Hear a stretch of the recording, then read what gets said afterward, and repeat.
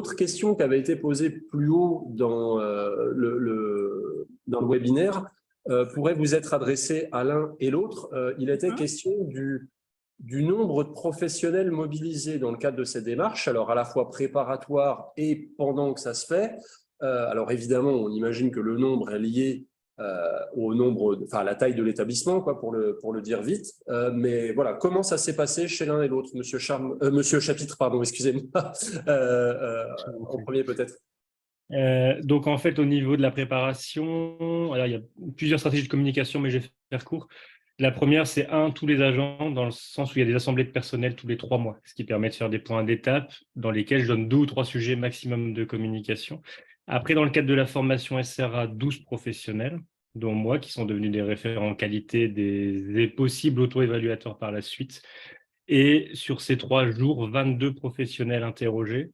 Donc, on les prévenait à 11h15, on les voyait à 14h15 pour être sûr que voilà. Donc, au total, sur une équipe de 70 professionnels, 32 vraiment dans la démarche qui ont vécu une petite partie de l'éval ou qui ont vécu la formation. Le reste qui a les informations en continu. D'accord, merci. Madame Marie. Alors, pour l'évaluation, nous avons eu un temps préparatoire avec l'organisme évaluateur.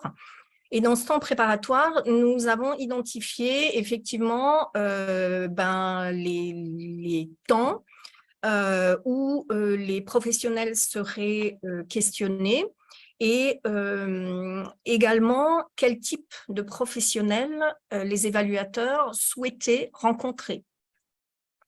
Donc, nous avons convenu ensemble des typologies de professionnels, donc les professionnels d'accompagnement, à savoir éducateurs spécialisés, AES, aide-soignant, l'infirmière, un surveillant de nuit était présent, également une assistante administrative qui était présente. Le jour identifié pour le temps d'échange avec les professionnels, la psychologue ne pouvait pas être présente, mais on avait organisé un temps le lendemain pour qu'elle puisse être auditionnée au cas où les évaluateurs aient besoin de la rencontrer. Donc voilà, donc c'est quelque chose qui était calé avant.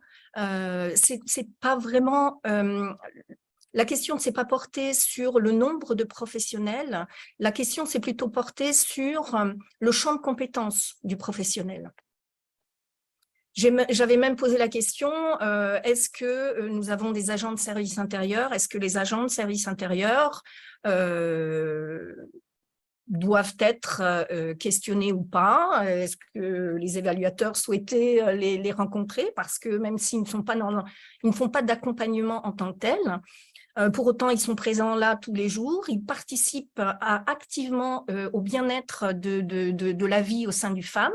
Donc, c'est important aussi que, enfin pour moi, je jugeais important également que cette catégorie de professionnels puisse être entendue. Bon, les évaluateurs n'ont pas jugé opportun de les questionner, mais bon. Très bien. Merci. Alors, une autre question, et il y en a eu plusieurs aussi plus haut, sur la sélection de l'évaluateur.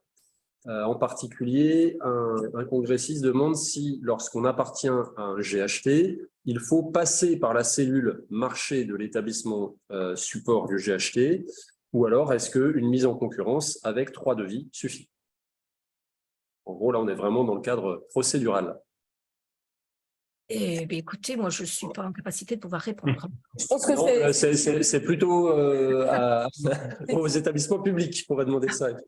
C'est typiquement une question à poser en interne à son référent marché de son GHT à ce moment-là. Là, pour le coup… Ouais, c'est ce que je dirais aussi, c'est-à-dire qu'après, ça dépend des fonctionnements des GHT. Nous, le choix du groupement d'achat, ça a été parce que, en termes de coûts, on pouvait avoir un peu mieux et qu'il y avait quand même une vingtaine d'établissements. Maintenant, ça ne fait pas partie d'un GHT au niveau du groupement d'achat, c'est autre chose. Après, j'aurais voulu le faire en interne, je pense qu'on pourrait le faire en interne. Donc, tout dépend des consignes qu'on a par les gestionnaires, je pense. Ok, très bien. Et également, je ne pense pas qu'il y ait de blocage. Enfin, OK. Il y avait une question relative aux grilles CVS aussi, ou à la mobilisation des CVS, sauf si ça m'a échappé, Madame Marie et Monsieur Chapitre, vous n'avez pas trop évoqué cet aspect-là. Comment le CVS a été mobilisé dans vos respectivement préparations et puis processus de mise en œuvre de l'éval? On va garder du coup la préparation d'abord. En fait, j'avais juste évoqué un peu. L'idée, c'est que sur la grille CVS, j'ai ressorti les 3-4 thèmes qui sont plus particulièrement abordés et je les vois après-demain, après-midi. Et je vais aborder les thèmes avec eux, juste pour leur redire ce qui existe, voir s'ils en ont connaissance ou pas, et leur expliquer comment ça fonctionne. Parce que ce qu'on se rend compte, c'est qu'il y a des points, des fois, qui, dans l'évaluation, sont des critères impératifs et qui sont impératifs. C'est malheureusement souvent les points où on communique le moins en CVS, vu qu'on est plus sur le quotidien. Donc, l'idée, ça va être de rappeler ça autour de ces thèmes-là. Donc, c'est juste un CVS dans lequel on discute de, voilà, vous saurez qu'en octobre, vous avez été évalué, on va vous poser des questions là-dessus. Enfin, interviewer, pas évaluer. On va vous poser des questions là-dessus, que vous le sachiez, quoi. Merci. Madame Marie?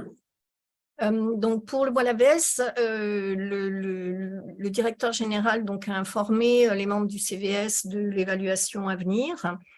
Je ne sais pas, franchement, je n'ai pas posé la question, si ça avait été présenté très exhaustivement sur les questions et les critères impératifs. Je ne peux pas m'avancer, je ne peux pas vous faire une réponse fermée, définitive par rapport à ça. En termes d'information du CVS, par contre, bien évidemment, les membres du CVS ont été questionnés, donc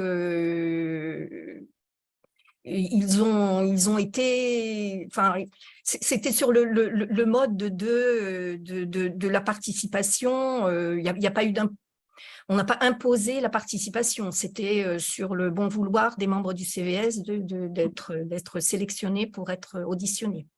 OK, très bien.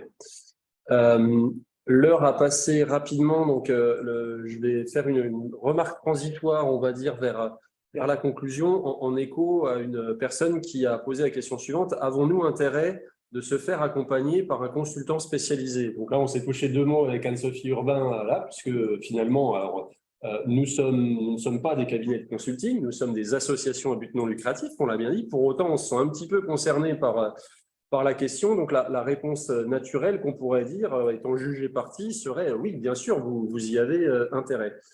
Pour autant, je pense que la question va dépendre vraiment du degré de maturité de l'organisation par rapport à la question de la démarche qualité et de l'organisation interne à votre organisme. Enfin, suivant la taille de votre organisme, il y aura des référents qualité ou pas. Il y aura des référents qualité dans votre structure ou pas. Vous allez déjà être doté d'un outil ou pas pour mettre en œuvre votre démarche qualité et vous aurez ou pas travaillé un certain nombre de sujets qui sont transversaux à la question sur la démarche qualité. Donc moi, je dirais qu'il y a vraiment beaucoup de facteurs qui conditionnent l'idée de se faire accompagner par un consultant. Oui, et puis pour compléter les propos, effectivement, alors pour prêcher aussi un petit peu pour notre paroisse au CREAI et à la SRA Grand Est, on espère être un peu plus que des consultants, mais plutôt même s'il s'agit d'une prestation, d'être plutôt des partenaires régionaux, plus qu'un cabinet de consulting. Voilà, donc et tisser des liens aussi avec les établissements de la région pour pouvoir les aider au mieux dans leur démarche qualité, puisque notre volonté, en tout cas sur le territoire, c'est d'élever le niveau de la qualité des établissements en région. Et pas stricto sensus de répondre à un marché. Voilà, en tout cas pour appuyer là-dessus si je peux, et j'ai aucun élément de merchandising avec le SRA. Non, juste pour dire que ce qui a été intéressant quand on parle de consulting, je pense que consulting, enfin moi je ne l'aurais pas fait, dans le sens où consulting pour dire 3 personnes viennent, font une petite éval, font une éval interne, puis vous donnent les résultats. Ce qui s'est passé là dans le cadre avec la SRA, c'est vraiment au départ, on s'est mis d'accord sur ce qu'on faisait avec cet objectif qui était on ne stresse pas les équipes, on pose les choses, on discute. Et franchement, ça s'est très très bien passé parce qu'on a plus une aide et un accompagnement des équipes aussi, que si on est directeur, ils peuvent se dire, bah, tiens, oui, il fait semblant que ça ne va pas être grave, mais ça va être grave. Enfin, voilà. Et il y a vraiment une collaboration à avoir si on va faire du consulting. Il y a une collaboration à avoir pour savoir quelle stratégie on met, quoi.